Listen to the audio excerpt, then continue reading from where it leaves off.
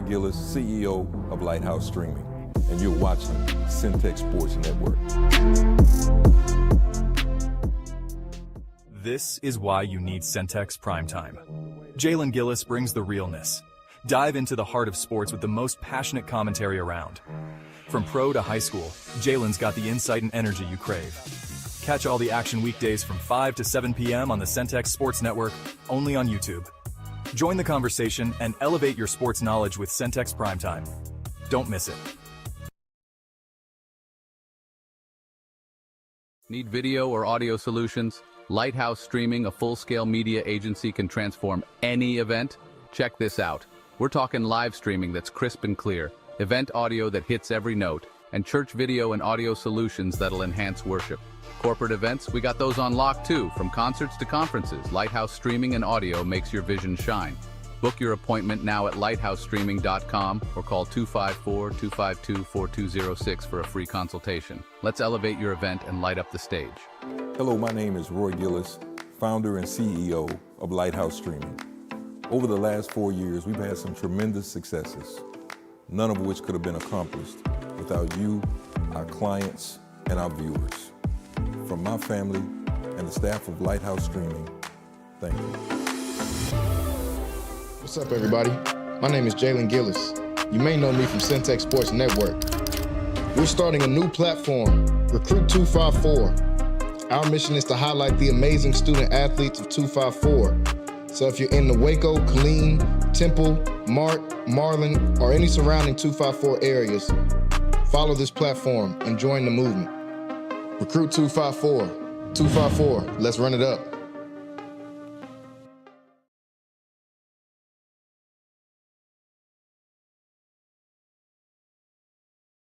Hello, my name is Roy Gillis, CEO of Lighthouse Streaming, and you're watching Centex Sports Network.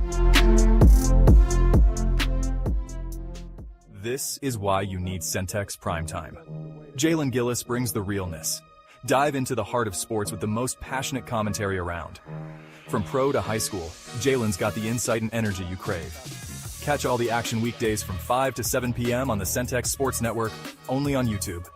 Join the conversation and elevate your sports knowledge with Centex Primetime. Don't miss it.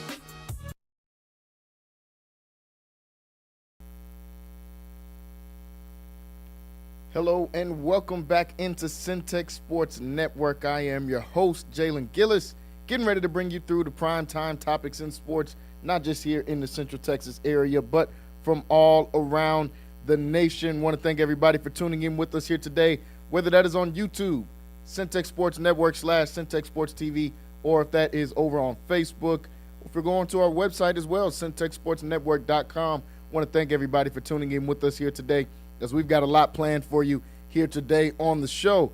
We've got to talk about some more preseason week one. What did we see?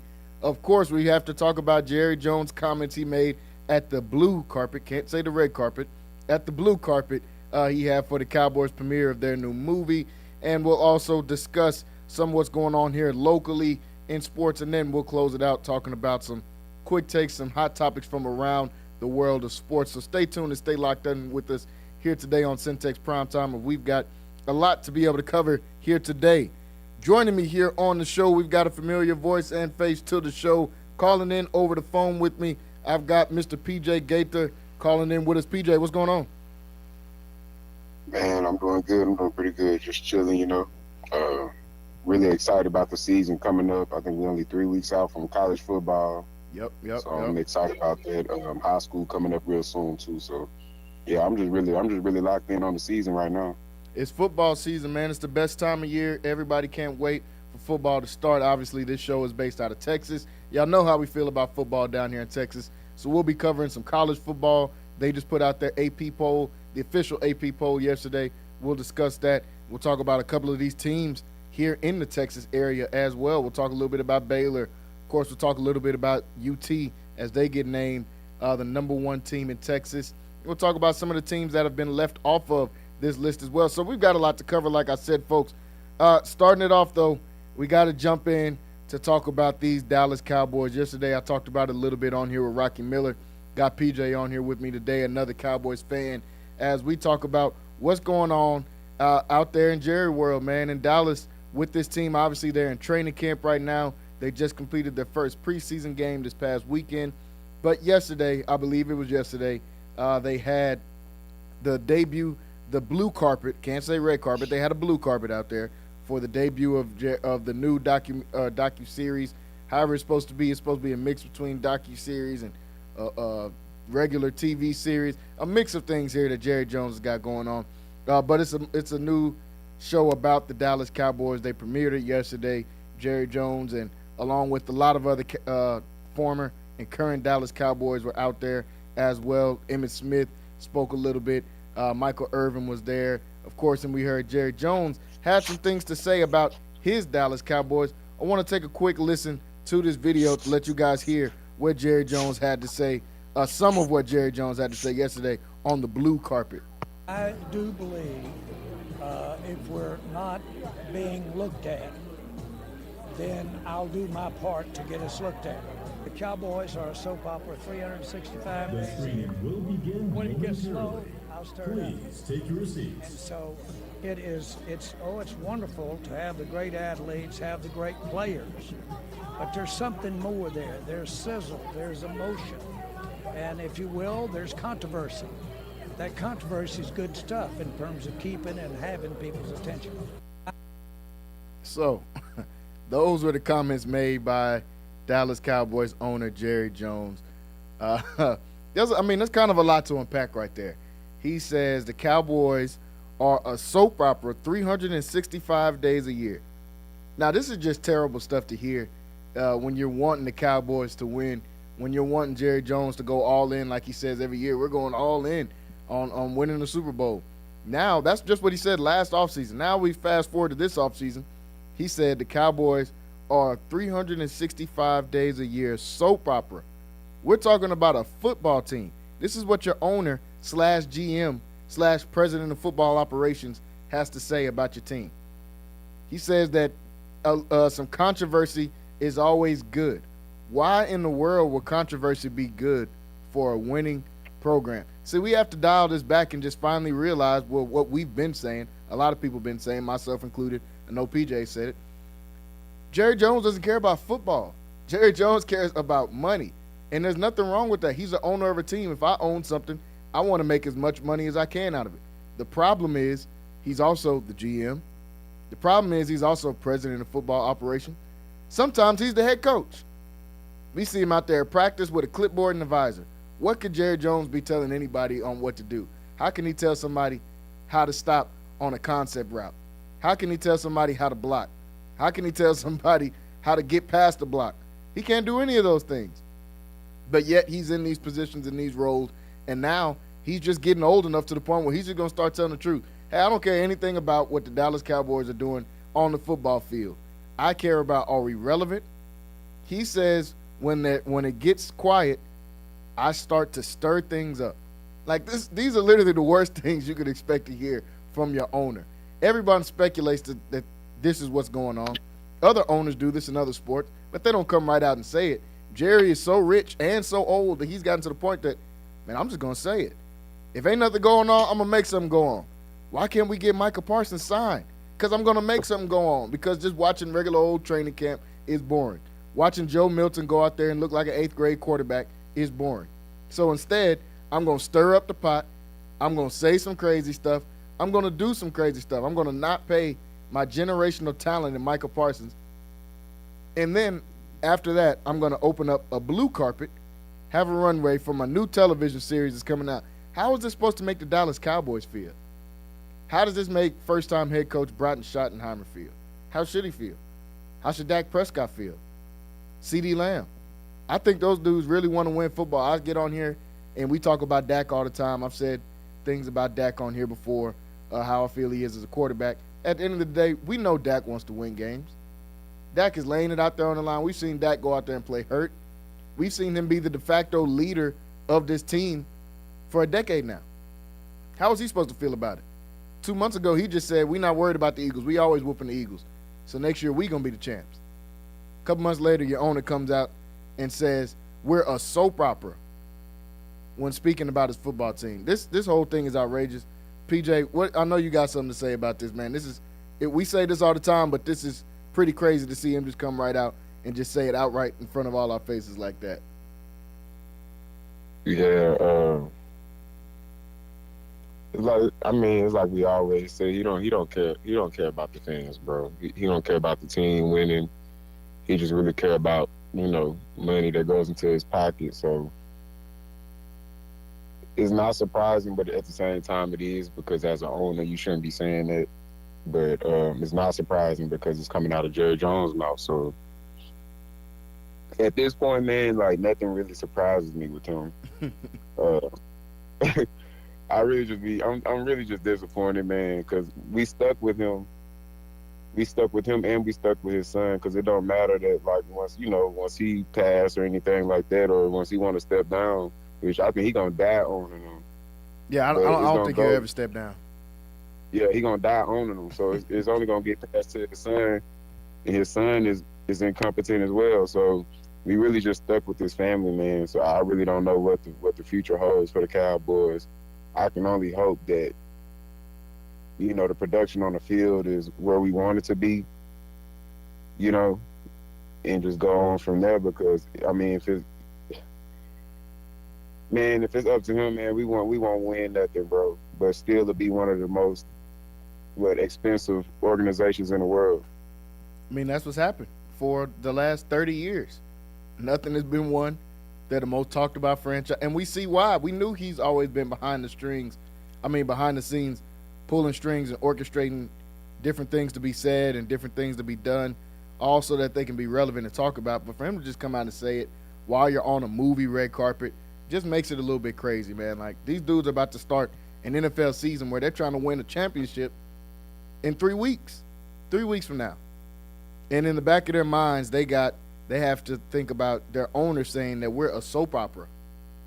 And that if nothing is going on, I'm just going to start doing stuff so that they're going to talk about us, so that I can print some more money. It's actually wild, man, for Jerry Jones to come out and say that. Emmitt Smith was at the red carpet. They asked him about multiple different things. He talked about all the drama that's going on with the Cowboys, and he says that the players shouldn't feed into that. That's the stuff that the media tries to do and all this. I'm like, well, that's not the media. Last time I checked, Jerry Jones doesn't have a media credential. He's an owner. That's him doing this. He also talked a little bit about the Micah Parsons situation and says that Micah Parsons lost leverage in this deal, and that their situations are completely different. They keep calling Emmitt Smith a holdout, is what he said. They've always called me a holdout, and I actually never held out because he didn't have a contract. And in that space, yeah, it is different, because Emmitt didn't hold out to get a new contract. He didn't have a contract, and Jerry Jones didn't sign him. Why? To stir the pot a little bit, for no reason whatsoever. You just came off a Super Bowl. Why would you not pay pretty much the best guy in your offense? That's because Jerry Jones is going to do what Jerry Jones wants to do. And so Emmitt said that they had two different situations there, talking about him and Micah. Go ahead, PJ. To play with a man's money is just, like, crazy to me, bro. I really don't understand how you could think that is something that you have the right to do, and that you think is funny. I think that's funny.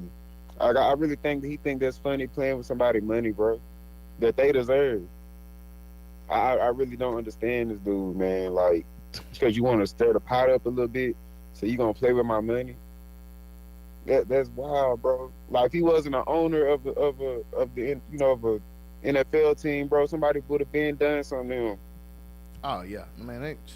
He played. Like, think about how many people's money. I mean, think about what he did to Dez. Dez didn't play football anymore. Yeah, some of that was due to injury, but he drugged that situation out as long as he could, and to the point that people viewed Dez as damaged goods. And we know that wasn't the case. Dez was like 30. Yeah. Like, you playing with these people. Emmitt Smith was a champion for you. Talking about the all-time leading rusher ever, and you're not going to pay that guy? Michael Parsons got 52 sacks in 4 years and missed half of one of those years. So 3.5 years, he got 52 sacks. That's insane. And you can't pay this guy because we need to stir the pot and I need to have some drama to sell my TV show. Like, come on, man. It's weak for Jerry to do this, but we're not going to act like we're surprised We knew this is how Jerry Jones operated. We knew this was been his motive for the last 30 years. They could easily win a championship because they have the most popular franchise in American sports. It can't be too hard to win. We watched the Lakers be horrible, but every now and then they're going to sneak in a championship here. They're going to sneak in some of Kobe. They got some of LeBron, even if they have bad years in between, because it's not that hard to do when you're the most popular team. We watched the Red Sox, the Yankees. They're able to sneak some in. I mean, I know the Yankees are in a drought, but it ain't a 30-year drought. I mean, come on, man. This is so weak from Jerry Jones, and now these guys have to go out there and try to follow that up with a championship-style performance. It's such a hard environment to work in. We've seen Dalton Schultz, who's a tight end of the Houston Texans, but was drafted by the Cowboys and played for the Cowboys for years, said that people would come in and watch them like a show while they're just working out. They're in the weight room. And they've got people coming in to come watch these guys work out in the weight room. When you're trying to win an NFL, like, come on, man. That's crazy. The environment that Jerry Jones has created, the culture that Jerry Jones has created around the Dallas Cowboys, it keeps them relevant. But if you're a player that's actually trying to win, and I don't think that all the Cowboy players care about winning. I'm not going to say that. But I do think that the guys at the top, I think CD cares about winning. Micah, I think Dak cares about winning. Mm-hmm. Like, come on, man. For Jerry to come out and do this, it's really disrespectful to the entire organization. If you're a first-time head coach, Brian Schottenheimer, you got a heck of a job ahead of you. With all the noise that's been going on, you got week 1. You got the Philadelphia Eagles, the Super Bowl champs, and your biggest rival, week 1. And you might not have Micah. Jerry said last week, I don't expect Micah to play. And now we see that this might just be him creating more of a storyline.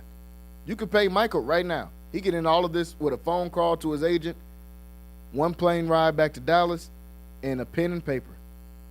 And it'll all be settled. We know you got the bread, so that's never been a problem. Mm-mm. Like, I mean, I don't understand what this is with Jerry. The Cowboys played their first preseason game this last weekend. PJ, any takeaways from the Cowboys preseason game this last weekend, even though they did lose to the Los Angeles Rams, but we know preseason ain't about wins and losses. You're trying to see certain things from certain guys. Any takeaways from Dallas's first preseason game? We still got some work to do. Some guys kind of showed out a little bit, but yeah, I mean, we still got some work to do. I did like what I seen from special teams a little bit. Look a lot better than what they did last year, but yeah, just still got some work to do. There's not too much I could really take from it, just because I mean we had so many backups. You know, it's preseason, nothing but backups. Yeah, mainly, but I mean, I feel like some of the guys some guys showed out. Some of the guys from this draft, I feel like did pretty good, but right now, man, so much other stuff is like overshadowing like the play on the field. I can't even really just, you know what I mean? I can't even really enjoy like certain things, man, because I kind of feel like I already know how the season's gonna go. Yeah, I mean, it's tough. It's tough. It's tough to try to watch it and not think about the other stuff. I can't imagine what it's like for the players that are actually focused on trying to win. When your owner's coming out saying crazy stuff like this, doing crazy stuff. Who has a movie premiere middle of training camp? Like, why are you taking away eyeballs from the team and from the product? I mean, I get it. I ain't going to tell Jerry Jones how to make money. Clearly, he knows how to do that. But running a football organization, clearly he doesn't know how to do that, in my opinion. What is there to talk about? What is there to, like, record about right now whenever we didn't even make the playoffs last year? Yeah. We didn't even make the playoffs, bro. Like, and we was third in our division. It ain't like we almost made, like we was third. And the other two went to the championship. To the NFC Championship game. So what is there to talk about? Like, dude is really a joke, man. Like, he really a joke. No, yeah, he's got to be. He's got to be. You can get a movie. You want to have a movie, like, to talk about what? We already all know. The glory days. Like, he trying to relive 92, 93, and 95. Like, nobody cares about that no more, bro. 30 years ago.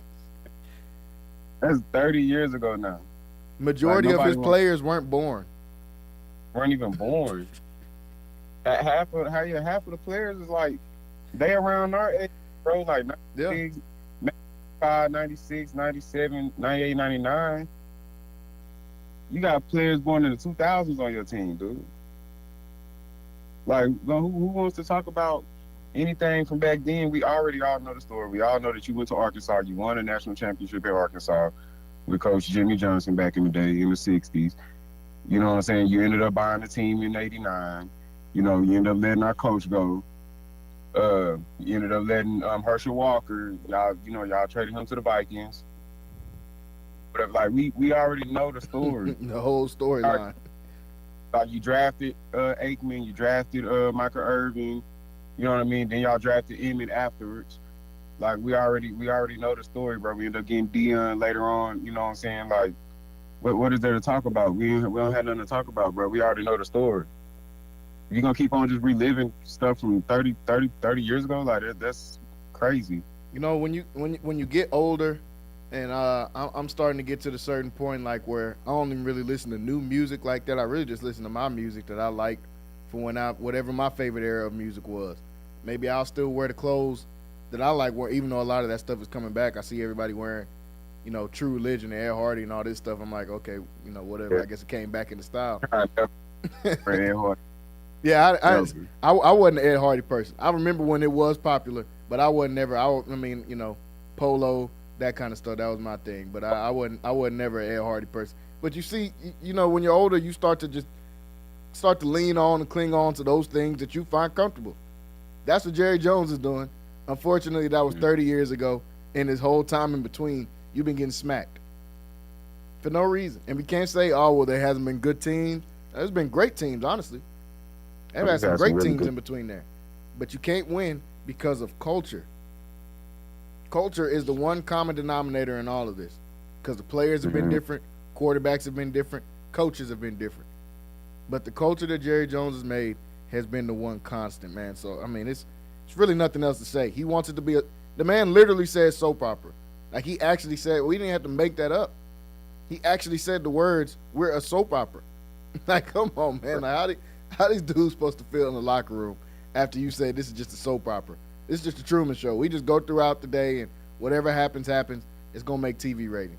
That's crazy, man. So I'm like you, though. Not much to take away from the Dallas Cowboys week one.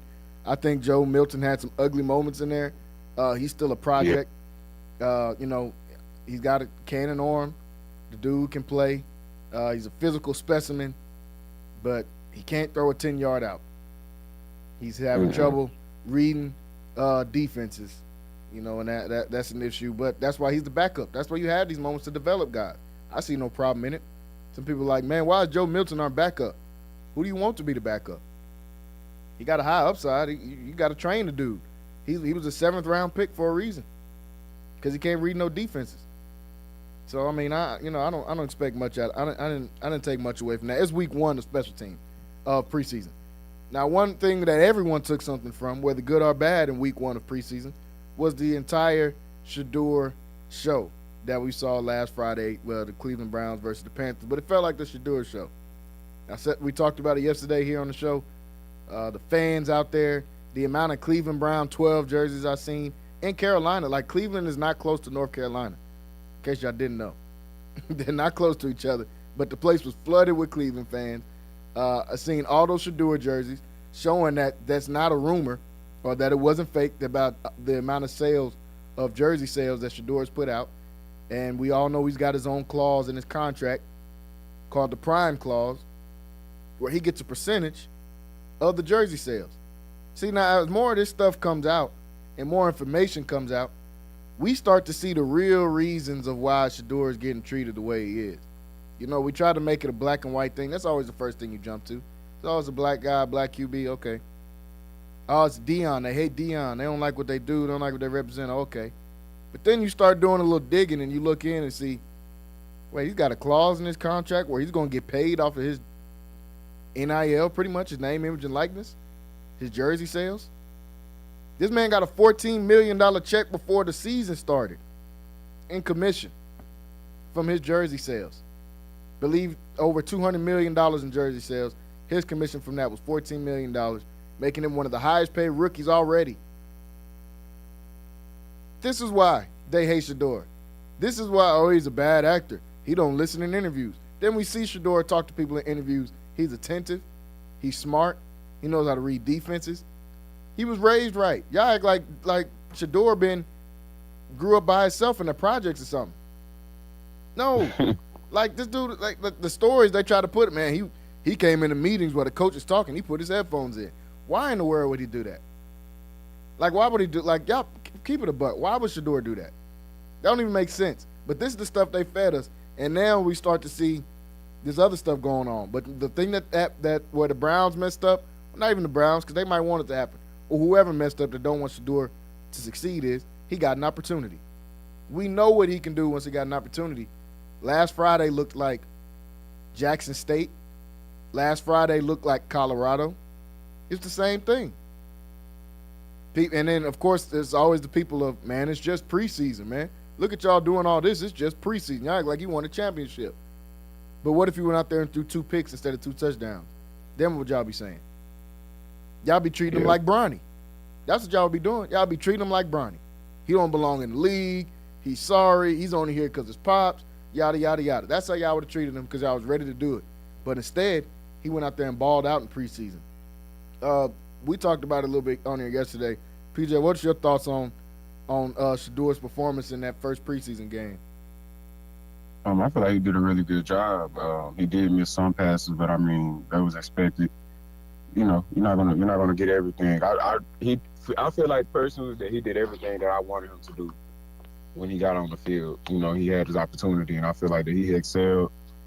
And I feel like that should be acknowledged by the Browns organization. That should be acknowledged by the coaches. You know what I'm saying? The management, everybody. It should be acknowledged because he really excelled to me. And I feel like man, he probably had the best performance of the weekend, to be honest, out of any of the rookies.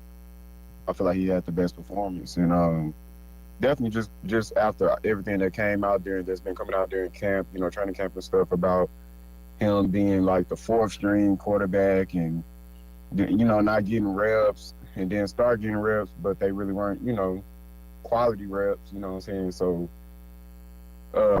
and for him to go into this game and starting and playing the way he did, I really feel like he excelled at that for sure because he was out there throwing passes to people that he probably routinely don't really throw the ball to a lot just because he's with probably the 3rd strings, you know what I mean?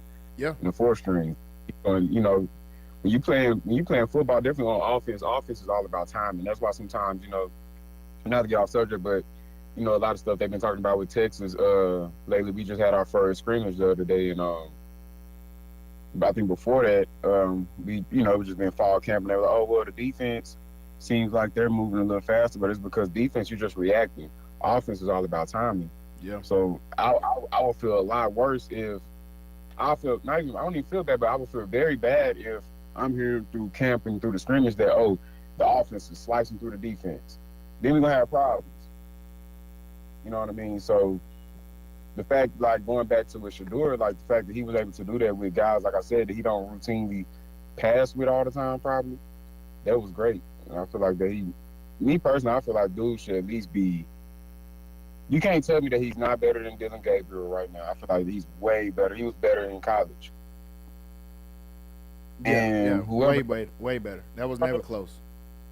It was never close. Who else in front of? Kenny Pickett and Joe Flacco. He's better than Pickett. And if he's not better than Pickett, it's only because Pickett probably got like 2 years, 3 years ahead of him, and you know what I'm saying, into the NFL right now.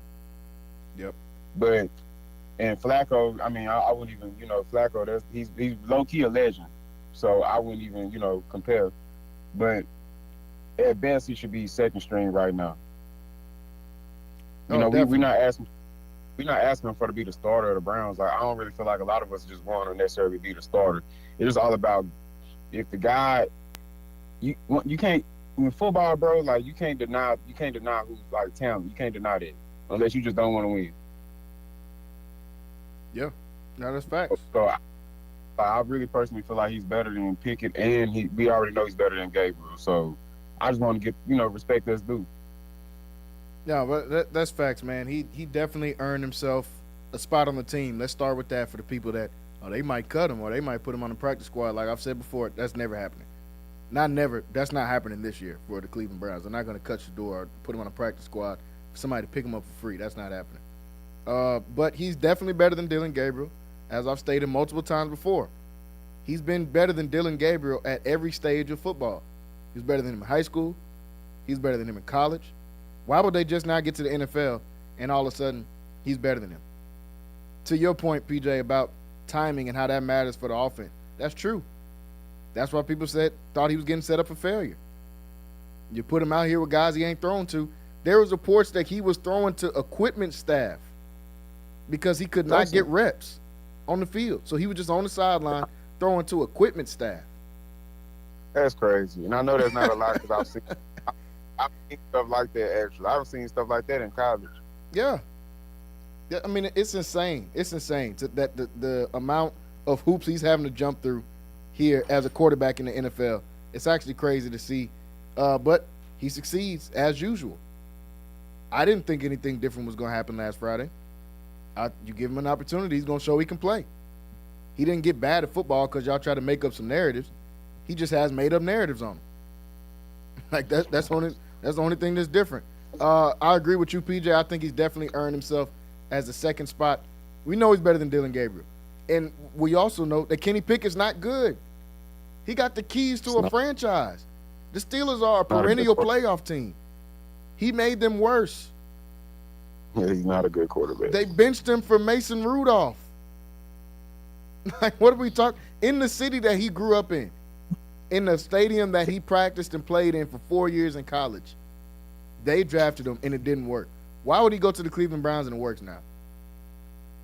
This isn't a Sam Darnold or Geno Smith situation where they started off on a terrible franchise like the Jets and then go to a competent franchise. They're actually good. No, he started out on a great franchise. Matter of fact, he started out in one of the best positions you could be in, and he failed. He's not going to come here and get better.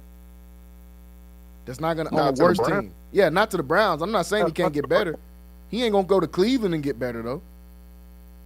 Not the team that's had 50-something quarterbacks in 20 years. That's not where you come to get better. So he's better than him. He should definitely be the second-string quarterback, man. And all the other stuff that's going on with Shador is going to get uncovered. Whatever the narratives, whoever put the stuff out in the draft, that's going to get uncovered. Whatever reason he's fighting for reps in practice, and then y'all come out and say, well, he was a fifth-round pick. He's not going to get first-team reps.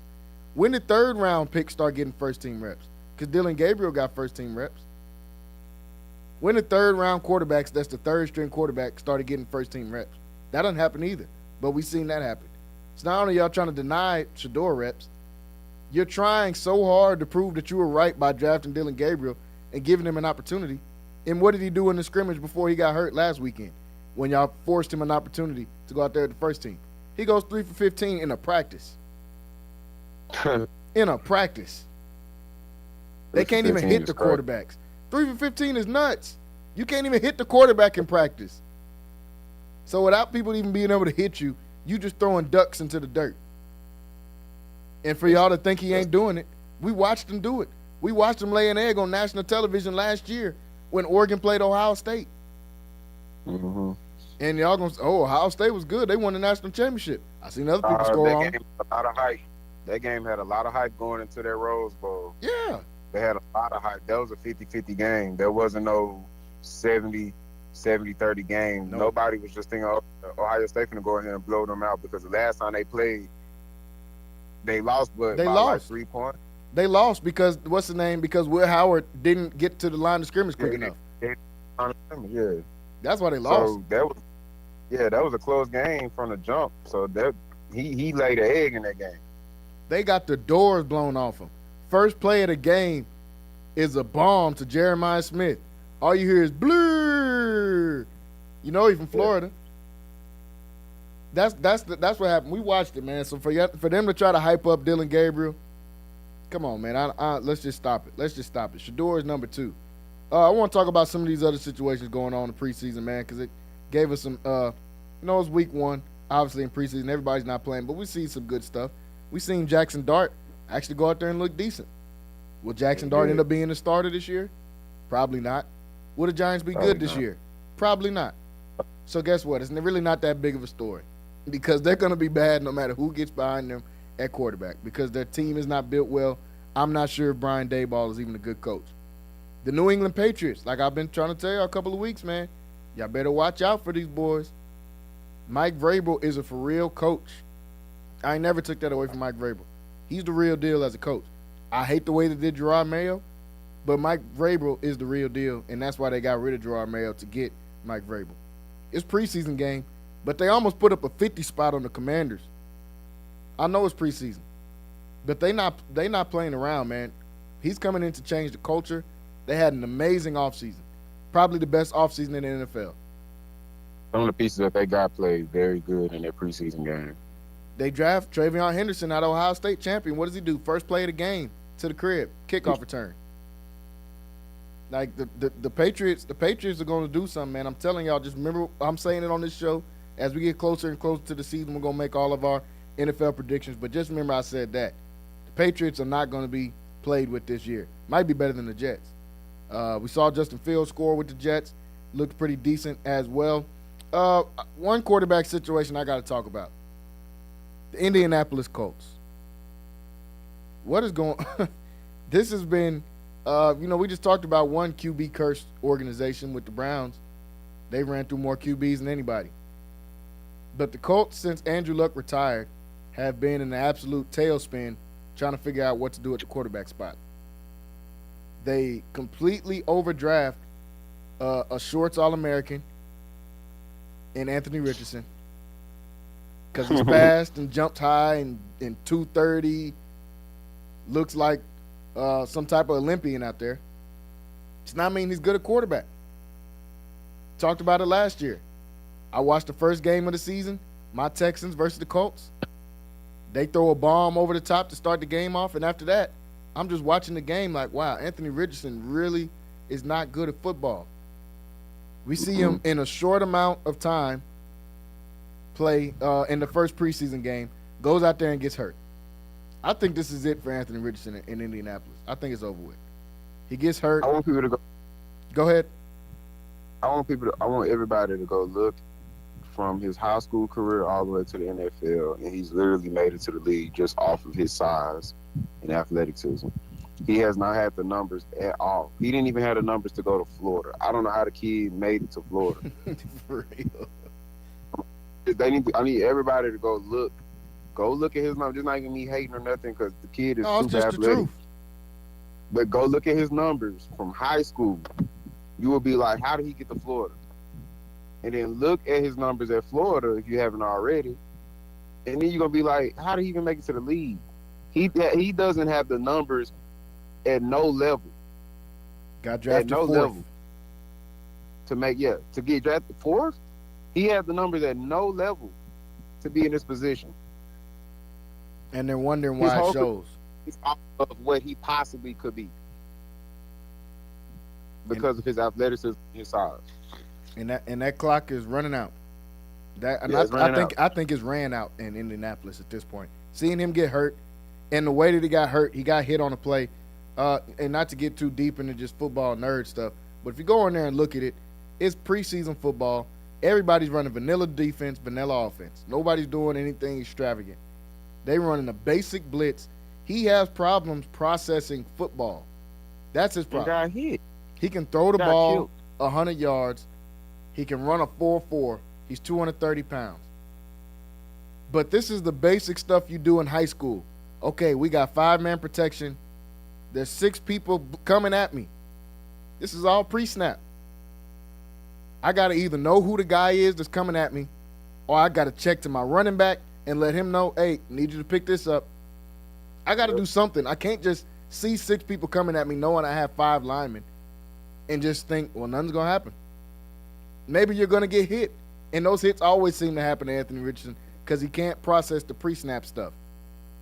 That's a play that should never happen in the NFL. Never happen. It's preseason. This is no exotic blitzes. This is no, they showed this and this is preseason. Everything is the first 5 plays in the playbook. Everything, especially defense. Like you said, that should never happen in an NFL preseason, bro. That should never happen in an NFL game. And we've seen this over and over and over and over from Anthony Richardson. His job's done. Now I'm gonna go back and find my clips from 3-4 months ago when the Colts picked up Daniel Jones, and I said Daniel Jones is going to be the starting quarterback of the Colts. It is not going to be Anthony Richardson. Daniel Jones knows how to at least run an offense. We know that. Will he run it great? Probably not. Probably not, no. They drafted Riley Leonard, who's going to be another Daniel. You know, man, they love these Duke guys, man. They draft another Duke guy and go and get Riley Leonard. He's going to do the same type of stuff. Anthony Richardson's not going to be in that equation. That's just my opinion. I don't know if he's done with football. Somebody give him a chance, because when you're a quarterback in the NFL, you get 50,000 chances. I personally feel like they failed him, and they should have had him be like the kid right now. He's a preseason All-American at Vanderbilt, tight end Eli Stowers. I remember Eli Stowers. Yeah. He played in Gaither. He was a quarterback. Yep. And now he's a standout tight end. He's killing it in the SEC. Killing it in the SEC. I feel like that Florida failed him, and that's what they should have done with him, was convert him into a tight end, because he has all the athleticism where he can convert to something like that, and he has the size already. All you got to really do is just teach him how to run routes properly. He's not going to run routes like a dude that's been playing tight end his whole life. Mm-hmm. But if you could teach him just basic out routes, post route or something like that, you know what I mean? Just basic stuff, then he can get there. But instead, they wanted to force him to play quarterback still, when he really just never was. He never really was a properly, really a quarterback. He really never was. Yeah. He just was someone who was athletic and big. And now he's in the league, and this dude can't even call that, hey, I'm probably finna get like killed if I don't, you know what I'm saying? Like if I don't tell my running back or somebody, audible out of this, so that I don't, this edge guy don't just come off the edge and just kill me and have like I'm talking about just literally a one-on-one shot straight towards me with nobody even touched him. And it happened all the time to him last year and the year before that. That play not supposed to happen, bro. I can't stress that enough. That play not supposed to happen in the league. That play, if you play it like we played at a 6A school in Texas, that's not that happening. Play shouldn't even happen. That play shouldn't even happen at all. And not even in 6A. That shouldn't even happen in high school, let alone the NFL. All the quarterbacks I ever played with, whether it was in high school or college, whether it was Ben Hicks, Tanner Mordecai, any of them guys, bro. Tanner Mordecai with the 49ers right now. Fact. He's going to make one of whoever was in that running back. We got that dude. That's simple. Like you said, that's simple football. You don't have to get into it. It's hard to memorize an NFL playbook and break down coverages and all that. But we're not even talking about that stuff. This is preseason. The guys that are in there don't even know how to disguise their blitz because they're new guys. If they're blitzing, they're just going to stand at the line of scrimmage. You can tell they finna come blitz you. We can tell how they stand, bro. I mean, I feel sorry for him because at some level, like you said, people have failed him. They failed him in Florida because he should have never come out. He did not look good at Florida. He looked like a highlight machine. But there were basic plays. That's why Florida wasn't good. Florida barely made a bowl game that year that he was the quarterback. They were sorry. They should have. And then when he got to the Colts, they started him right away. Look at the success Jordan Love is having now. He sat for 4 or 5 years. Yeah. That's the kind of stuff Anthony Richardson's supposed to do. We're supposed to just now be seeing Anthony Richardson. But instead, he's been a starter for 3 years, and he hasn't looked good any of those 3 years, man. So I don't know what's for Jordan. In college he sat for a second, and then when he came into the league where I think he probably sat for a year. Who was that? Jordan Love, quarterback for the Packers. No, he sat for 4. He's in the league. When he played us, he was like the second-year player. He killed us in a playoff game. In that playoff game, yeah, but he'd already been sitting. He didn't play until his 4th year in the league. He sat for 3 years. Oh, damn. Behind Aaron Rodgers. 3 years. And now look what he's doing. Anthony Richardson is one of those guys that definitely could have sat. I said it about Shador. You just said it a second ago. Joe Flacco's going to be the starter, and I don't even think that's a problem. There's nothing wrong with sitting back. The Browns are going to suck regardless. There's no problem with sitting back, holding on to that clipboard for a year, figuring it out. These people got to stop rushing these people, like these players, into playing that's not really ready. Some of these guys can't even read defenses. You know what I'm saying? Like, they still having to learn certain things. Like, everybody's school's not like an Alabama where they probably teach you a little bit of everything, or like some schools like Texas, or, you know, and it really just it's school to school. Yeah. On who, you know, some schools produce better quarterbacks than others. Some produce better running backs. Some produce better wide receivers. You know what I mean? You know, and then sometimes it depends on what trainers that they're working out with. Like, you know, for example, Jalen McCutcheon right now in Texas, the freshman receiver out of Lovejoy, he's killing.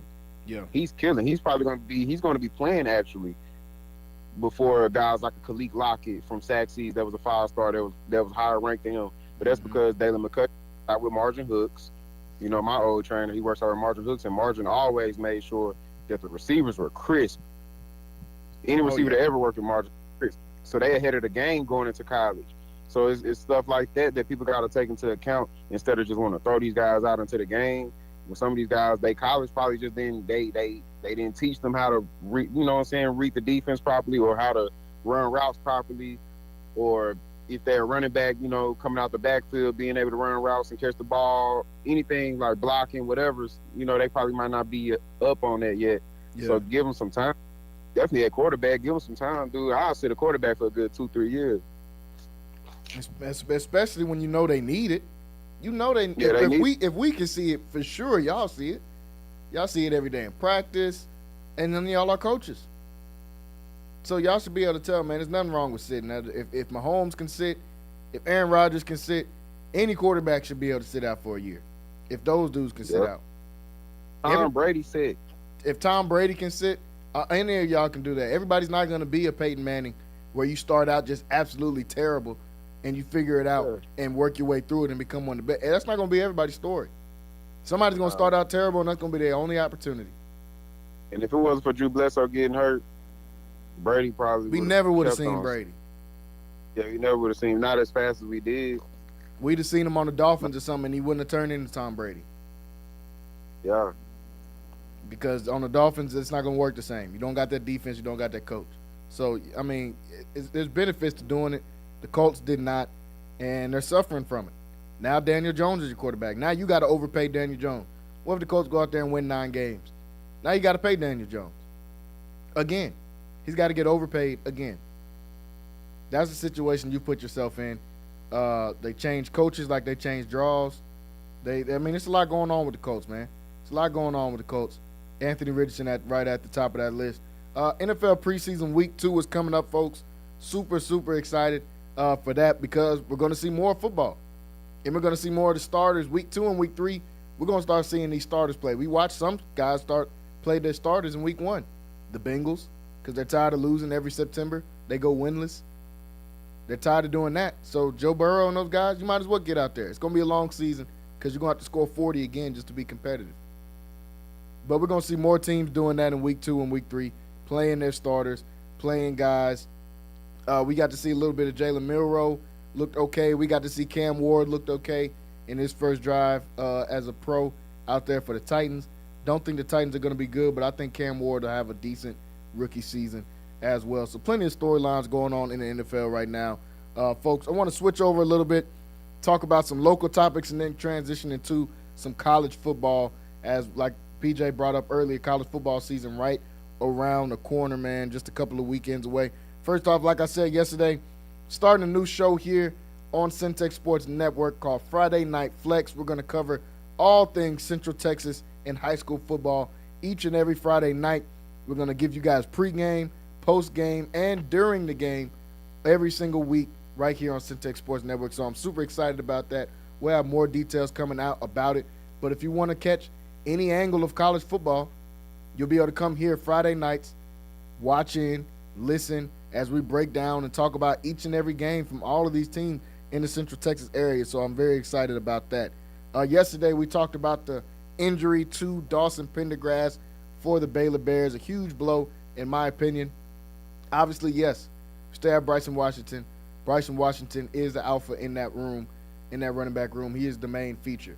But that lightning and thunder combo that that Washington and Pendergrass gave us last year was special. It was going to be special again this year. Unfortunately, Dawson Pendergrass hurt in practice, and he is going to miss the entirety of the season. Now, with injury in football, that also brings opportunity. Baylor brought in 2 4-star running backs this year, in Michael Turner, who came out of North Richland Hills, and also a 3-star and 4-star on some publications, Caden Knighton, out of Paris Valley, Oklahoma. Pauls Valley, Oklahoma. Now, what makes this interesting is both of these guys are bigger backs, like a Dawson Pendergrass. Coach Aranda said we're going to see both of these guys out there, and they're going to be competing for that backup spot pretty much at the running back. Joseph Dodds is also in there, who's a redshirt freshman who's been in the program for a year already. But these are bigger backs. Caden Knighton, who by Devin Bobby, who's seen a lot of football, who's played a lot of football for Baylor. They're starting safety this year. They've been calling Caden Knighton baby Cam Scatterboo. It's what they've been calling him. Now, it might just be because he's a big white running back. But we also can see the play. His name has been ringing bells all throughout fall camp for the Baylor Bears. Also, Michael Turner, who is the 4-star out of North Richland Hills. He's 6'2", 220 himself. Yeah, about 220, 6 foot.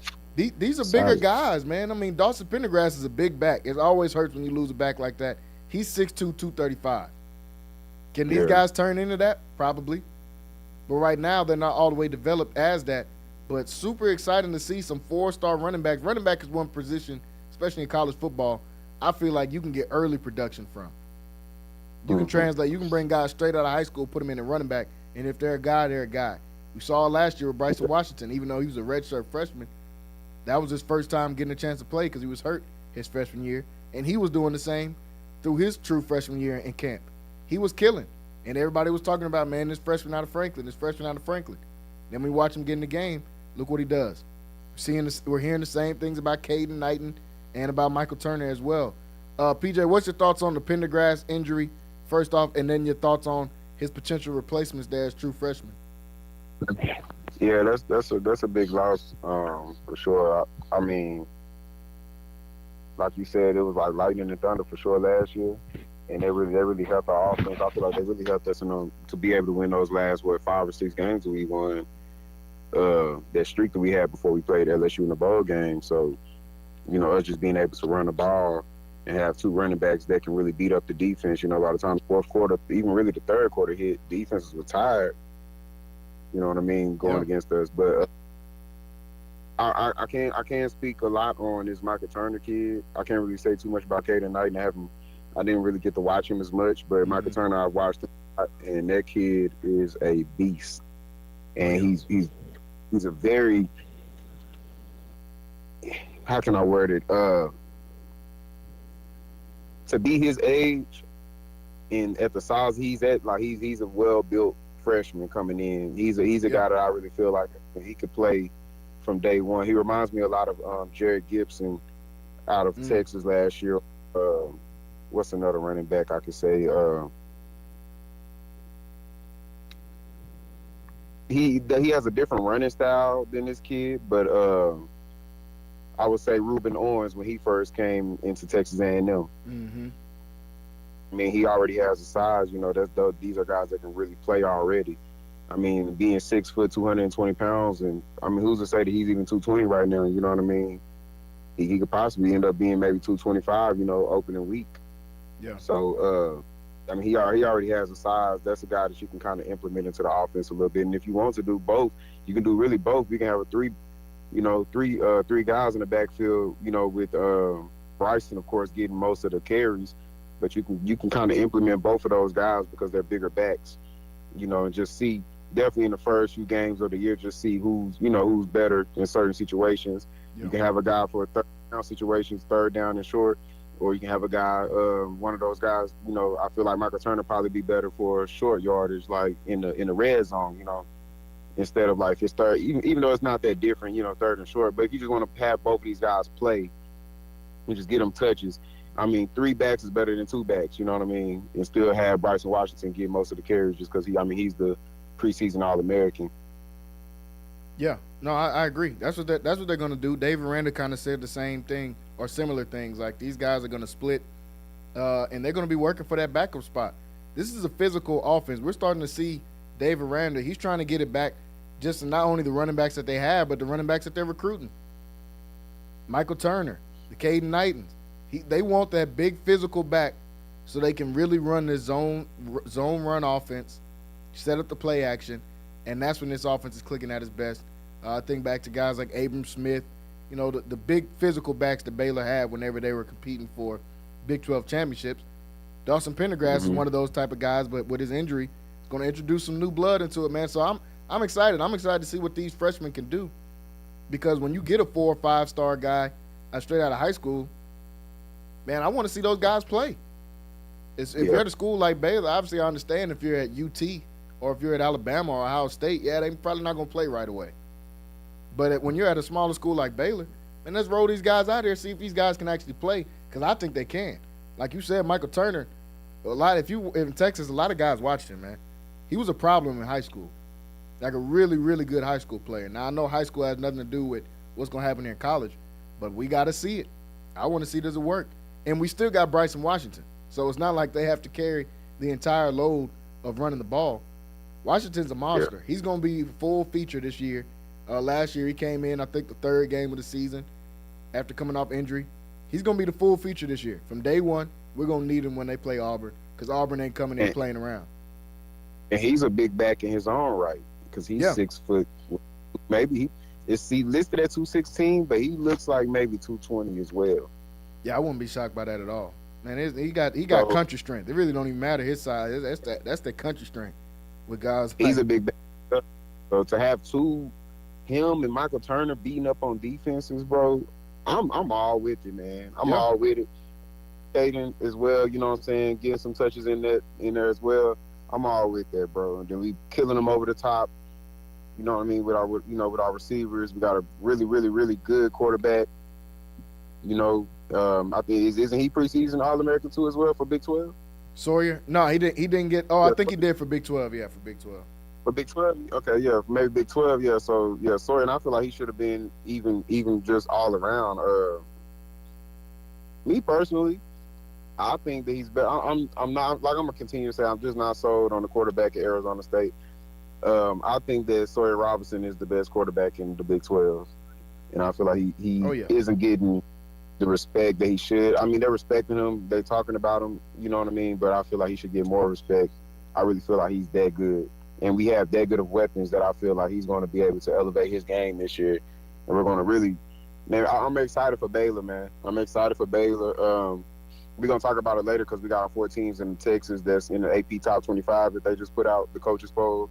But I feel like we should have had 5. I feel like Baylor should have been in there. I only think that Texas Tech got in there because of all the hype that they had as far as in the transfer portal. But you can't tell me that Baylor didn't have just as much hype this offseason just off of recruiting. Oh, yeah, Baylor's had a great offseason recruiting. And I get it kind of for Tech, but, yeah, I'm agreeing with you, though. They did nothing last year compared to me. And they both had the same record, if I'm not mistaken. But Texas Tech didn't have nowhere near the season as far as when it came to the end. Like, Baylor literally won like 6 games in a row before they played LSU. So, if I'm not mistaken, Tech didn't do that. No, Tech definitely did not do that last year, and I get it. You know, all the money they spend in the transfer portal. We're gonna see if it's gonna work or not. We don't know. That's an experiment that's yet to be proven. Like I told y'all last year, Florida State spending a bunch of money in the transfer portal. Look what Florida State turned into. So I mean, hey, we're gonna see. That's to be expected. But since we're talking about it, I want to transition over, talk about the coaches poll here for them. But before I do that, one more topic here. Locally, got a shout out to MCC baseball, man. MCC baseball team, we know what they do every single year. They won the championship a few years ago.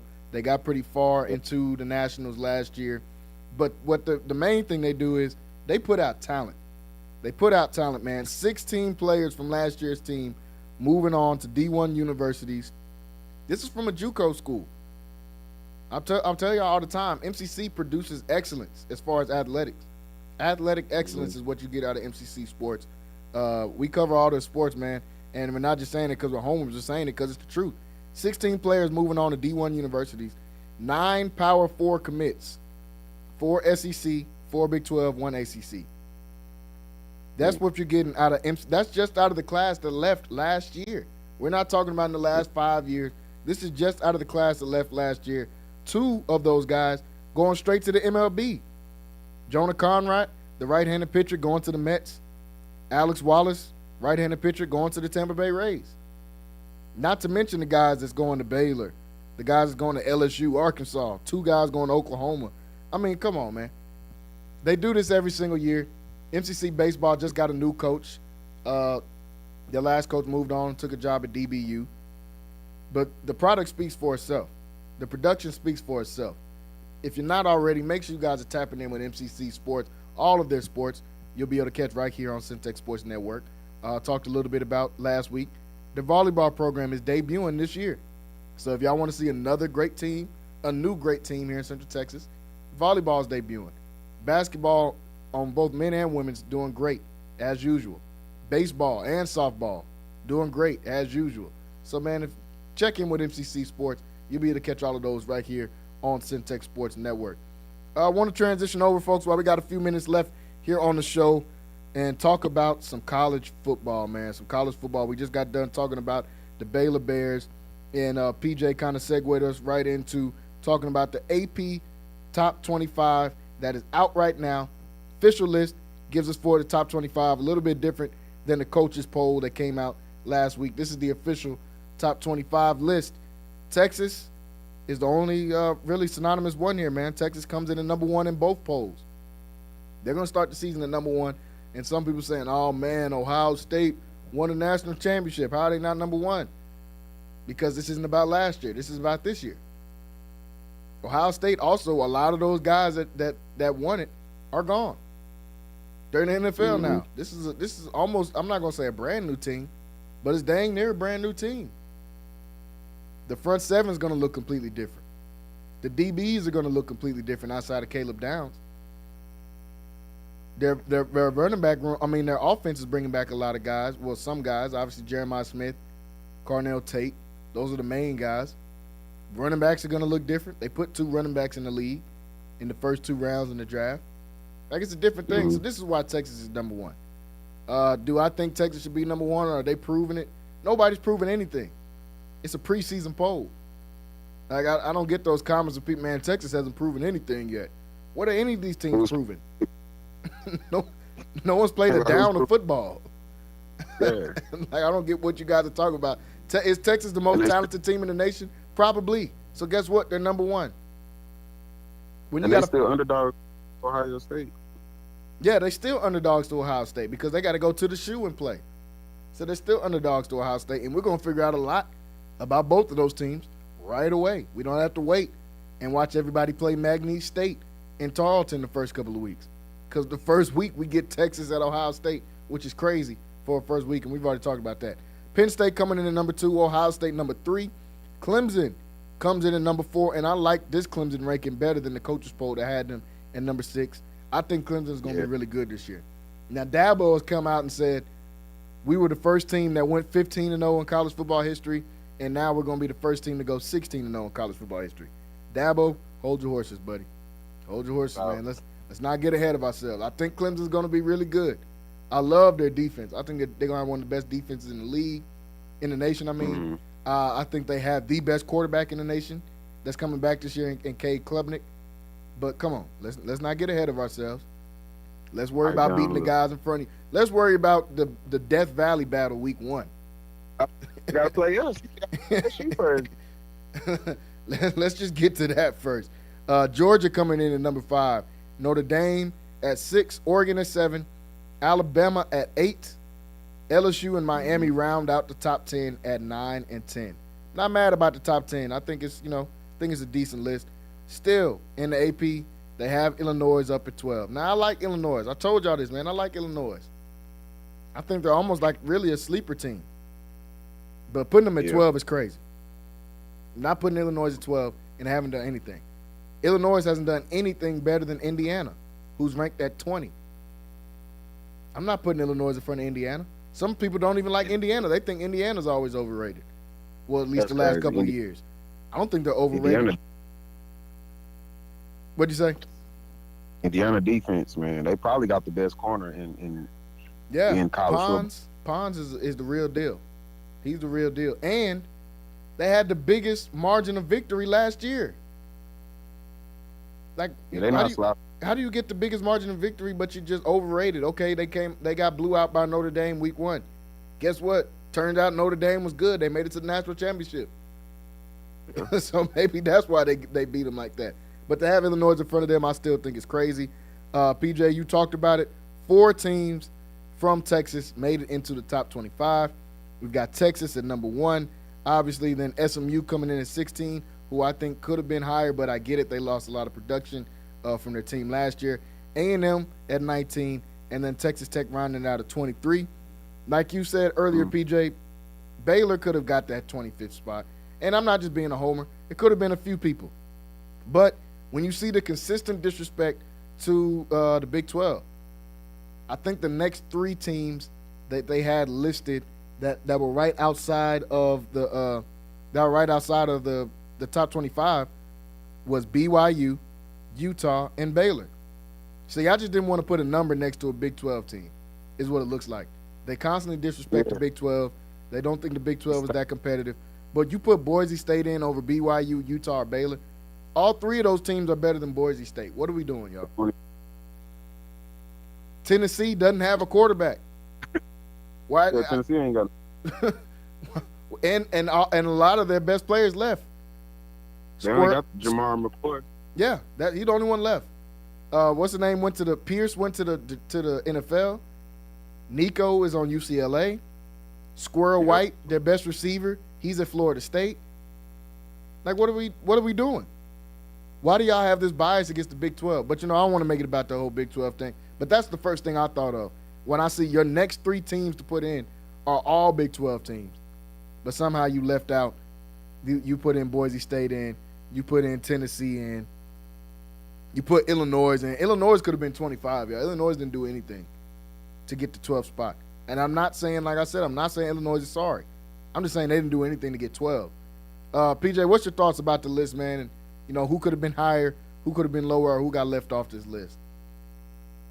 Yeah, like, I'm excited for all 4 teams. Even though I was just talking about Texas Tech, there's no hate on them. It's just how I felt like them. I need to rank Baylor. Boise State does not deserve to be in the top 25 at all. They don't even deserve to be anywhere near it. Like, I can't name one player on Boise State right now. Not even one. I can name a player off every other team though. Like all the rest. For real though. I can't name one, not one off this Boise State team. I don't know who they got at quarterback. They still got Madsen. Madsen's still gonna be there. The dude who took Malachi Nelson's spot last year. But he was just handing the ball off to Genty the whole year. So I don't understand that. Who's on their defense? They're not playing nobody. Nobody. So I don't understand how you could have them at 25 and then leave out a BYU team that's going to be really good, a Utah team that's going to be a lot better, a Utah team that's, to me, they just had one down year, and that was last year, but they're well proven to be a top team in the nation. And they got a dude at quarterback coming in. And a great coach. Yep. And a great Baylor. We already done talked about them, you know what I mean? They got preseason All-Americans. Yeah. They got preseason All-Americans. So I don't understand how you could leave them out of the top 25. As far as like with Illinois, I agree with you. And I like Illinois. I really think they're a really good team. But 12 to me is kind of high, but we're going to see if they're going to really, prove that they deserve to be up that high, you know what I'm saying, as the season progresses. As far as with everybody else, like definitely I love the top 10. I do personally think, it might just be because I'm biased. I really wanted this game, this first game of the year for Texas, to be number 1 versus number 2. number one versus number three just don't sound. It just don't sound the same as number one versus number two. You know what I mean? But They should have been I number was two, hoping man. I don't, that was really my only grievance. Top five. They should have been number two.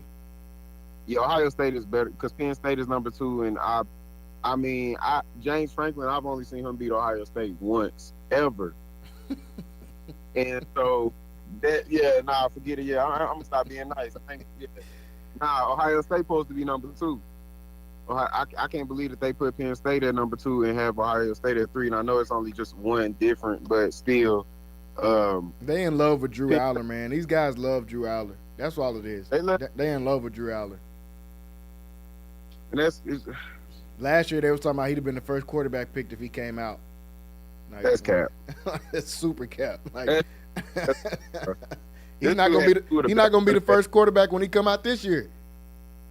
He literally has two top five running backs he's handing the ball off to, and that's like. And Tyler Warren was playing tight end last year. Yeah, and Tyler Warren, who was like he pretty much like a baby Gronk. So I don't. Yeah, Ohio State definitely should have been in front of them. We both agree on the guys that should have been a little bit lower or higher on the list. I get it with Penn State. They're bringing back a lot of dudes. A lot of people came back because they really think Penn State can win a championship this year. I've heard multiple people put Penn State in the championship this year. I've heard a lot of people say Penn State, Texas in the championship this year. I don't know about that. I've got to see about that. I've just seen Penn State fold in a lot of big games. And under James Franklin. I've seen it a lot. Penn State's been having good teams. They've had Saquon Barkley, they've had Michael Parsons, they've had Abdul Carter. They've had generational talent, and it hasn't worked out. Could this be the year they do it? Sure. I'm not saying that they can't do it this year. I'm just saying that's not where I'm going to put my money to do it at. But pretty much everybody else I like on the list. One team I want to talk about is a team from Texas that's on this list that always makes the list, and that's Texas A&M. Texas A&M for 6 years in a row now has made the preseason top 25 list. During those 6 years, they've finished ranked in the poll once.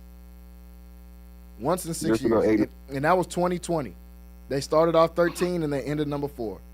Every other year, they start off ranked and end the season unranked. And I don't know if that's going to change from this year at all either. I don't know if that's going to change. If Texas A&M is going to do that. And I just think about last year, even when Texas A&M was having success, I couldn't help but think, man, what would it be like if they kept all those dudes from that draft class, or that recruiting class?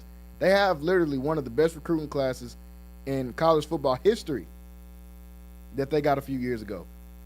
We watched Evan Stewart go be a monster at Oregon. We watched Walter Nolan be a top 15 pick. They were on that team. If we could have seen Walter Nolan, Nick Scorton, and Shamar Stewart all there last year, who were all in the same class, all 5 stars, who knows what A&M's defense would have looked like. But they lost multiple guys. You talked a little bit about Reuben Owens. I'm still wondering why Le'Veon Moss plays in front of Reuben Owens. I haven't seen a lot from Reuben Owens, and I know he was hurt last year. But Le'Veon Moss ain't showed me that much. For him to be a 5-star, I think he was one of the biggest recruits out of that class, as a matter of fact. Yeah. He was he was a 5-star. Yeah. Connor Wigman was a 5-star. Like they had one of the best draft or recruiting classes I've ever seen. A&M, like I said, ranked 6 years in a row, starting the preseason. A lot of these just go off reputation. A lot of these, they just put them in there strictly off reputation, man, because they stick teams like A&M in there. Not saying that A&M shouldn't be ranked, but they'd never finish ranked. Could this be different? I don't know. I'm hoping so, just because I actually want Marcel Reed to succeed out there at quarterback. I don't know if that's going to happen. They got to teach him to be a little bit better of a quarterback and not just an athlete at times. But what do you think about A&M this year and what they could potentially do in the SEC? Is this another unranked finish for them, or could they actually turn it around this year? A&M can really be good this year. I love the defense. The defense to me is going to be really good again. I feel like last year. And they added some weapons, definitely a receiver when it comes to offense. I know they got the receiver. What's the kid? Concepcion out of NC State, who's a dog. of his game. To add that with already one of the receivers that they got too, the tall receiver, I forgot the kid name. Yeah. He's really good. He's really good as well. Then you have Ruben Owens and Le'Veon Moss both back in the backfield again. That's gonna be really good with Marshall Reed, who's a threat coming out the backfield. Only thing with him is, like you said, he has to get better at just being a quarterback. Purely off just accuracy and being able to read defenses better. But I mean, he was a freshman last year, so I'm sure he's gotten better. The thing with Texas A&M, man, is like it's never a fact of like if they got the talent, because they always have the talent. They always one of the top teams when it comes to recruiting every year. They in the top 10 most of the time, sometimes top 5. And then we seen that 2022 class, they were number 1. That was one of the best classes that we've seen. So it's all about finishing on the field, being able to translate that onto the field as the season goes. They lose a lot of games that they shouldn't really lose. You know what I mean? Yeah. There's certain games they shouldn't really lose. I can think about one, just really the South Carolina game last year. I feel like that was their game. And then you'll see these games where they play really good and win. You're like, okay, you're gonna take Texas A&M very serious. Like the LSU game. How they came back in that after halftime. And really dominated that game, the second half. Yeah, like I said, they just lose games they shouldn't have to lose, and they were still in SEC championship game contention until they played against Texas. In Georgia, I think Georgia won that game against Georgia Tech, so that put them in. But still, they just underachieved so much that it's kind of like I'm tired of kind of hearing the same story over and over and over. Of like, oh yeah, Texas A&M this or Texas A&M that, they're gonna do this or they're gonna do that, and then it goes into the season just for another 8-5 finish. This team has only finished, if I'm not mistaken, I think they said in the last like 20-something years, they've only finished with one. They only had one double-digit win season. So you're asking for us to believe that they're going to do something that they've only done, I think, like only once in like the last 25 years. Yeah, it's a lot to ask of A&M, a team that I feel should have never left the Big 12. They were in the Big 12 right now. They'd be dominating the Big 12, but instead they run off to the SEC. They started it. They did it way before Texas and thought they were going to finally one-up Texas and say, we're going to move to the SEC. And you guys are going to be stuck over here. And then their worst nightmare happens. Texas comes over, and they have to start playing them again. And Texas is going to start beating them again in the same conference. So, I mean, it's bad. And then the underachievement every single year is what it feels like.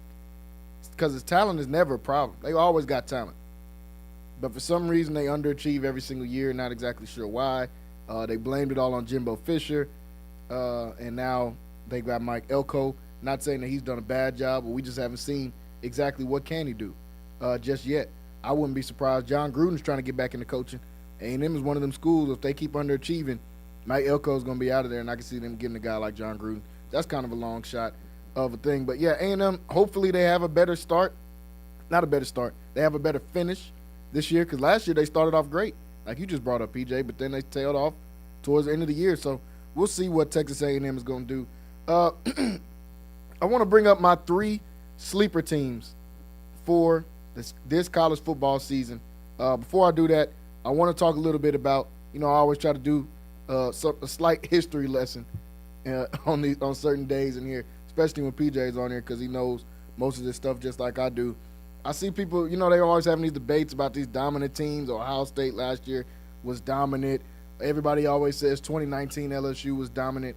For some reason, we seem to always forget about one of my favorite college football teams of all time, and that is the 2013 Florida State Seminoles. I don't know how this always gets thrown out. We the same, and it really started because people were talking about Jameis Winston, saying this, Jameis Winston just a preacher now, he's a backup QB and all that. Let's not forget what Jameis Winston did. We could talk about what he did in the NFL. But in the college, they were dominant. They were the first 14-0 team, first off. First 14-0 team in college football history. They averaged 51 points a game. And 51, like we always talk about this LSU offense, and of course I love that LSU team. But we always just talk about them as most dominant. They 51 points. They beat multiple top-ranked teams that year. Jameis Winston was unstoppable. That offense was unstoppable. They only trailed for 37 minutes the entire season. Like, that team was monsters. Kelvin Benjamin was 6'6", 230 playing receiver. like that team was so dominant. I don't know how we always forget about those, but I just had to bring them up because we always talk about these dominant teams. 04 USC. We talk, like I said, 2019. You could pick whatever year from Alabama. Go ahead. Was Dalvin Cook too, right? Dalvin Cook was on the team. Bro, they was loaded. They were loaded. They had the top Jalen Ramsey. Like, bro, they were super loaded from top to bottom. Mario Edwards was on that team. Like, man, go ahead. High school, Mario Edwards. Yeah, Mario Edwards was on the team. They beat Maryland was ranked number 25 when they played them. They beat them 63-0. Like, they were destroying ranked teams. Not playing a team that ain't ranked, not playing Mary Harden. They're playing ranked teams. Clemson was number 3 in the nation. They beat them 51-14. Yep. Like, they were demolishing people. That was Clemson with Tyles Boyd and them. They were nice. Sammy Watkins was on that team. D-Hop was on that team. They were nice. Miami was number 7. They beat them 41-14.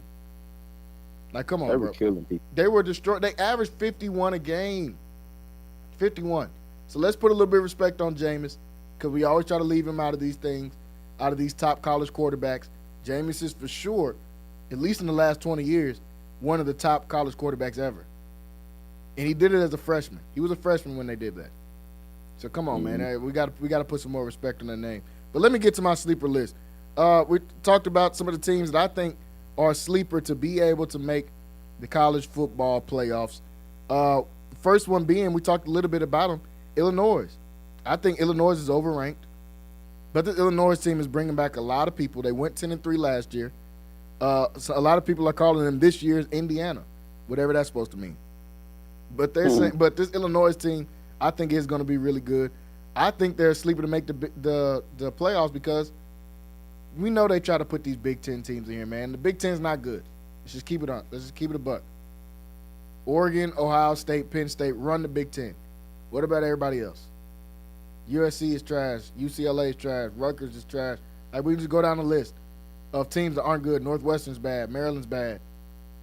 For that reason is why I think Illinois could actually sneak into this college football playoffs, because they are going to be a really good team. Last year we seen Indiana make it, Penn State make it, Oregon make it, and Ohio State make it.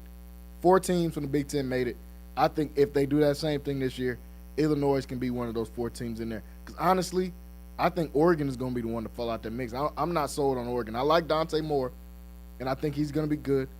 I love DeCorian Moore and what he's going to do as a true freshman this year. But everybody else, man, I got to see it out there on the field. I'm not that sold on Oregon. So Illinois can get in there. Second, my sleeper team that can make the college football playoffs, the Oklahoma Sooners. Now, this one is going to be interesting because they play in the SEC. But I think Oklahoma had a really good offseason as far as transfer portal recruits. They go and get John Mateer, who was one of the best quarterbacks last year, I believe. He was just playing at Washington State, and they were terrible. But they bring him in the fold. They're going to have one of the best D-lines, if not the best D-line in the SEC. And that's saying a lot. We're talking about the SEC. They're going to have one of the best defensive lines. They can go about 8 or 9 deep on their defensive line with really good guys. They brought in Peyton, the transfer DN from Florida State, who had a really good year last year, to go along with the guys they have on that front 7 already. So the defense is going to be good. If John Mateer can lead that offense, they also added Jay Knott in the running back room. Their receivers are still going to be good, even though they lost guys like Nick Anderson to LSU. Their receivers are still going to be really good. But I like OU. They're one of my sleepers. Not saying I think they're going to make it, but they're my sleeper. We got to see how these first couple of weeks start. If John Mateer and Jay Knott can get that offense going, I think they're going to be pretty good because their defense is going to be good next year. And the number 1 for my sleeper team, of course, no surprise to anybody, I got Baylor. Why do I have Baylor as my sleeper team to get into the college football playoffs? Because they're my team, sleeper team to win the Big 12. I think Baylor can definitely win the Big 12 this year. I think that has to be the goal. I've said it multiple times. Yes, they lost Dawson Pendergrass. Yes, they lost about 10 receivers last year. But they brought a lot of production back in the receiving room. think this offensive line is going to be better. They were really young last year, played better down that last stretch of the season. I think the offensive line will be better. The defensive line lost guys like Gorman Randolph and Steve Linton. That was their main pass rushers. But they bring in guys like Matthew Fobbs-White. They bring back Keaton Thomas. They bring back Jackie Marshall. I think Baylor is my number one sleeper team to be able to make the college football playoff. PJ, anybody else you want to add to that list, and what do you think about the 3 teams I put on that list as sleepers to make the playoffs? I like them all. Of course, Baylor. Oklahoma, I think, like I've been saying, I think Oklahoma's going to be a lot better. Yeah. But I'm too, I kind of got to see just how the first few games go, and if they're really going to be hitting on all cylinders. Me personally, I feel like South Carolina is a team that's going to make it this year. I don't think anybody's necessarily sleep on them, but I don't think anybody's just really pushing for them and saying like, hey, they're guaranteed to make the college football playoff. I think that they're going to make it. I love Lenore Sellers. I just love their whole entire team. That's a really talented team in the SEC, man. With them, so I got them probably going. Man, and when it comes to really just the ACC, I feel like SMU doesn't get. They made it. They just made it. I feel like they can make it again. I don't really see anybody outside of like maybe Clemson that to me they can compete against this SMU team. And I know they lost a lot, but they've actually. You gotta really look at their roster, man. They got some dogs. They did some got some guys in the transfer portal as well. And I'm sold on their quarterback.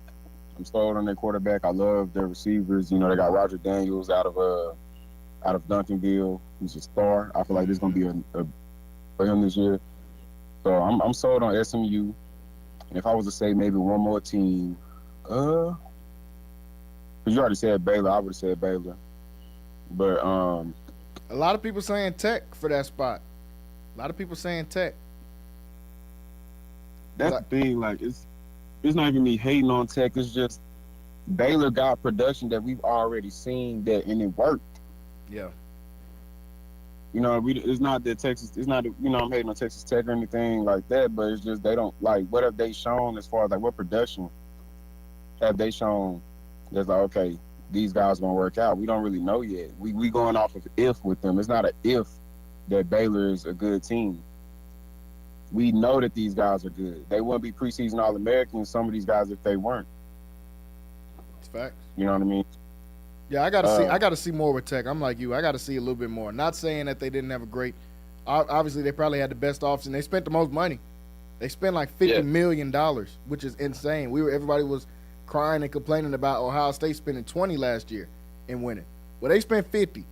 So yes, that comes with expectation. It got you into the top 25 preseason, but I just have to see it, man.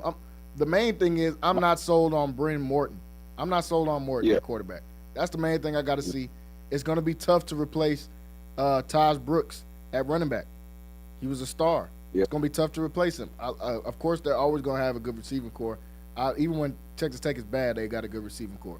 This year, they got a really good receiving core coming back into it. It's really hinging on Morton's play on offense. And on the defensive side, they need David Bailey to get like 12 sacks. They need David Bailey to play like the guy that they paid for coming out of Stanford. He played at Stanford last year. The ACC was weak. Stanford was terrible. Was he a good player? Yes. But we got to see him be able to translate and do that for that whole thing to be able to work. Because if that doesn't work, he's going to kind of be that engine on the defense. I know they got Jacob Rodriguez that they're bringing back. I know they got some more guys that are bringing back on defense, and they brought in some transfer guys as well. But David Bailey's going to be the straw that stirs the drink there for that defense. But I like some of those teams, man. I thought about SMU, but I didn't really want to call them a sleeper because they made it last year. But go ahead. I'll say my last team is Syracuse. Yeah, I went back and forth, man. I thought about Syracuse. Obviously, I'm really rooting for Jonte Cook. I'm hoping that he's found a home out there at Syracuse. I really love that he's got underneath the coaching of Fran Brown. Fran Brown's going to say, hey, bro, we got to cut all this out, all the nonsense going on. And I love that he got far away from home. Clearly, he's not making good decisions at home when he's in Texas. Well, he got about as far as he could go. He's all the way in New York now. Yeah, I like Syracuse too. They were kind of on the bubble team as far as the team I could have put in there as well, and that's really just mainly because of Fran Brown. I think Fran Brown is a really, really good coach. I think he's one of the best coaches in the ACC, one of the best coaches in the country. He's just unfortunately stuck at Syracuse as of right now, even though that Syracuse program is starting to turn around. But I'm not mad about Syracuse either, as far as being a team. Like I said, I've seen some people saying Tech is one of those sleepers. I've seen some people saying Auburn. Those must just be Auburn fans that's saying that. It was tough for me to even put Oklahoma in there because SEC is so tough. You don't never know, man. A&M was a good team last year, but the SEC is so tough. They just ended the schedule bad. It's hard. Alabama was a good team last year, but the SEC is so tough. You never know when those wins and losses are going to come in to fold, man. But college football season is right around the corner. Super, super excited about this upcoming season, and we'll be giving you guys some more leading into that. We're out of time here today on Centex Primetime. One more I got to do. I got to mention Asia Wilson, man. Shout out to Asia Wilson and to the WNBA. I said yesterday that it seems like ratings, nobody's watching like that anymore. Unfortunately, Caitlin Clark got hurt and hadn't played in like a month. Not saying that's what's to do with it, but football is right around the corner, so people stop watching as much. But she became the first WNBA player to have a 30 in 20 games. She had 32 points, 20 rebounds, 5 assists, 2 steals. This is nothing new now. This is nothing new. Asia Wilson's not only the best player in the WNBA, she's been the best player in the WNBA for years, and she's going to go down as one of the best, if not the best player to ever play in the WNBA. It's that simple. She got a statue at South Carolina. That's how cold she was at South Carolina. Think about all the good players that's come through South Carolina. Asia Wilson got a statue at South Carolina. Like, she's going to go down as one of the greatest players of all time. I love what Asia Wilson has been doing. She needs to get the most recognition. She got the signature shoe that's popping right now. I'm even seeing NBA players are wearing it. And then right now, it's not rumors. She's dating Bam Adebayo. I just want to see what type of superhuman kid they're going to have because they both from the Carolinas. So you're already going to be country strong. But then she about 6'6" and Bam 6'9". Come on, man. They might have a LeBron or something. But shout out to Asia Wilson for putting up another dominant performance. What do you think about Asia Wilson and her performance breaking more history in the W? Oh, can you say that one more time? No, I said what you think about Asia Wilson and her production and breaking history with that 30 and 20 game. I think it was this weekend when she did that. Yeah, no, it's like you said, man, Asia Wilson, she might already be one of the greatest WNBA players that we've probably ever seen. She's putting up numbers that we never seen.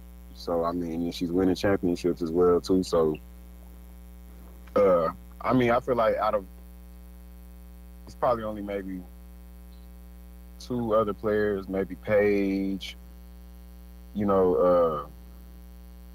don't know. You can argue.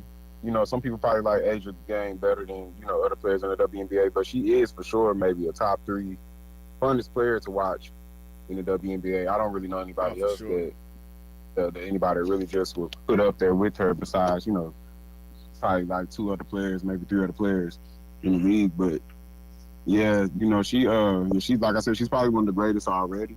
If she's not, then she will be when she's done.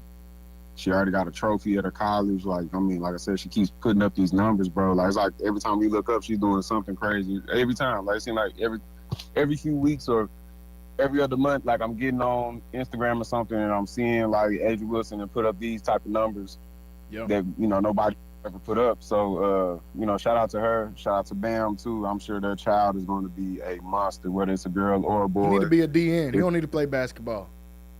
Yeah, he need to be a DN or something, bro. He's gonna make $150 million. Yeah, immediately though. Immediate. And if he do choose to play basketball, Bam is one of the most slept on NBA players in the league. So I'm very sure that he's gonna be a beast at basketball if he chooses to play that. Yeah, man, people be having a cheat code when their mom is tall. Their mom be like 5'10", and then they be tall. She's 6'6", and he's 6'9", bro. Come on, man. This is all number 1 pick in the draft, DN to whoever. That's what this sounds like. And they from the Carolinas, like I said, they got that country strength. I'm just glad we talking about the WNBA and don't have to talk about their extracurriculars. They throwing stuff on the court, man. It's getting wild. Y'all have these shirts that's talking about y'all want to get paid more. y'all got to keep y'all fan base under control, bro. I've never seen anything like that in my life. Plastic into the games, bro. Hey, bro. If they doing that, bro, is if they wearing it. Man, I've never seen anything like that in my life. You know, it's getting out of control. The All-Star weekend, y'all had the hashtag stud buds trending. Like, it's getting wild, man. Let's change the narrative. Let's get it back to basketball. We need Caitlin Clark to get off her injury so we can start talking about basketball. Because 3 in a row is crazy. 3 different instances of people throwing, materials on the court is insane, bro. Y'all got to get your fans under control. Y'all want people to take it serious. Shout out Asia Wilson, though. Shout out to W. The playoffs is right around the corner. I'll definitely be tuning in for the playoffs to see. Shout out Paige, man. I didn't get a chance to get to a Dallas Wings game this year, but she definitely did her thing this year. She'll most definitely win Rookie of the Year. Paige Buckets, I'll call her out there for the Dallas Wings. But we're out of time here today on Centex Primetime, folks. Want to thank everybody for tuning in with us here today. Make sure you guys subscribe to our YouTube, Centex Sports Network / Centex Sports TV. Over on YouTube, go on there and get subscribed. Also, check out our website, CentexSportsNetwork.com, CentexSportsNetwork.com. Free subscription. Just need your name and email. You can get signed up very quickly. We'll be back here tomorrow to talk more football. We'll talk some more local football. We'll talk NFL and college as we'll have Wayne Walker come on here with us tomorrow. Same time, same place right here, folks. So thanks, everybody, for watching with us. We will see you guys next time. Everybody have a great evening.